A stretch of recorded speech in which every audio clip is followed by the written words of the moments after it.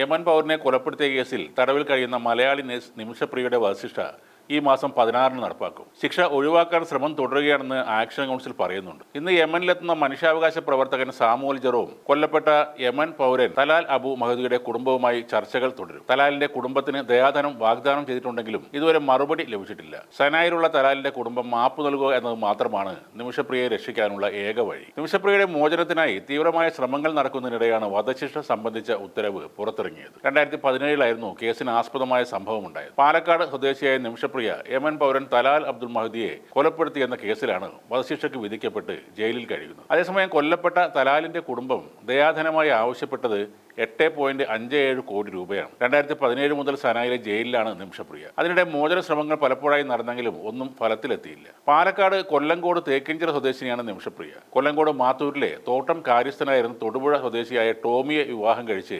2012-ലാണ് നിമിഷപ്രിയ യമനിൽ നഴ്സായി ജോലിക്കെത്തിയത്. ഭർത്താവ് സ്വകാര്യ സ്ഥാപനത്തിലും നിമിഷപ്രിയ ക്ലിനിക്കിലും ജോലി നേടി. അതിനിടെ യമൻ പൗരനായ തലാൽ അബ്ദുൽ മഹദിയെ പരിചയപ്പെടുകയും രണ്ടുപേരും ചേർന്ന് പാർട്ട്ണർഷിപ്പിൽ ഒരു ക്ലിനിക്ക് തുടങ്ങാനും തീരുമാനിച്ചു. അവിടെ ബിസിനസ് തുടങ്ങാൻ ഒരു യമനി പൗരൻ എന്നതുകൊണ്ടാണ് മഹദിയുടെ സഹായം തേടിയത്. ബിസിനസ് തുടങ്ങാൻ നിമിഷയും ഭർത്താവും തങ്ങളുടെ സമ്പാദ്യമെല്ലാം മഹദിക്ക് കൈമാറിയിരുന്നു. ബിസിനസിന് കൂടുതൽ പണം ആവശ്യമുള്ളതിനാൽ നിമിഷയും ഭർത്താവും മകളും നാട്ടിലേക്ക് മടങ്ങി വന്നു. പിന്നീട് യമനിലേക്ക് തിരിച്ചുപോയത് നിമിഷ മാത്രമായിരുന്നു. ബിസിനസ് രക്ഷപ്പെടും എന്നായിരുന്നു അവരുടെ വിശ്വാസം. നിമിഷപ്രിയ പോയതിനു ശേഷം യമനിലേക്ക് തിരിച്ചു പോകാനായിരുന്നു ടോമി ഉദ്ദേശിച്ചെങ്കിലും യമൻ സൗദി യുദ്ധത്തെ തുടർന്ന് ആ യാത്ര മുടങ്ങുകയായിരുന്നു. ആദ്യമൊക്കെ മാന്യമായി ഇടപെട്ടിരുന്ന മഹദിയുടെ സ്വഭാവം പിന്നീട് പ്രതീക്ഷിക്കാത്ത രീതിയിലേക്ക് മാറി. മഹദിയുമായി ചേർന്ന് ക്ലിനിക്ക് തുടങ്ങിയ ശേഷം താൻ ഭാര്യയാണെന്ന് പലരെയും വിശ്വസിപ്പിച്ചു. വ്യാജ വിവാഹ സർട്ടിഫിക്കറ്റ് ഉണ്ടാക്കി. പിന്നീട് ഭീഷണിപ്പെടുത്തി മതാചാര പ്രകാരം വിവാഹം നടത്തി. ഇരുവരും ചേർന്ന് ആരംഭിച്ച ക്ലിനിക്കിലെ വരുമാനം മുഴുവൻ തലാൽ മഹദി സ്വന്തമാക്കി. നിമിഷയുടെ പാസ്പോർട്ട് തട്ടിയെടുത്തു, സ്വർണ്ണമെടുത്ത് വിറ്റു. അധികൃതർക്ക് പരാതി നൽകിയ നിമിഷപ്രിയയെ മഹദി ക്രൂരമായ മർദ്ദനത്തിനിരയാക്കി. തന്റെ ജീവൻ അപകടത്തിലാകുമെന്ന ഘട്ടത്തിലാണ് താൻ മഹദിയെ അപായപ്പെടുത്താൻ ശ്രമിച്ചതെന്നാണ് നിമിഷപ്രിയയുടെ വാദം. നിമിഷയുടെ സഹപ്രവർത്തകയായിരുന്ന ഹനാൻ എന്ന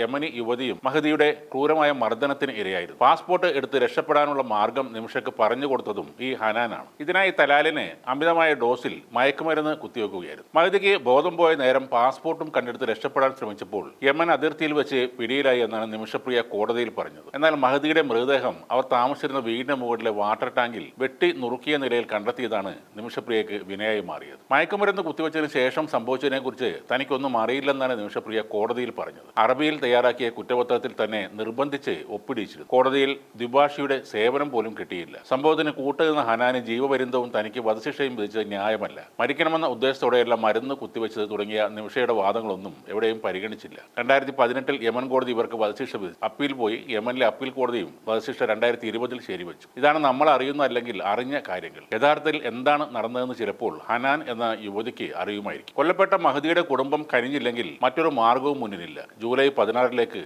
ഇനി ഒരാഴ്ച മാത്രമാണ് ബാക്കിയുള്ളത്.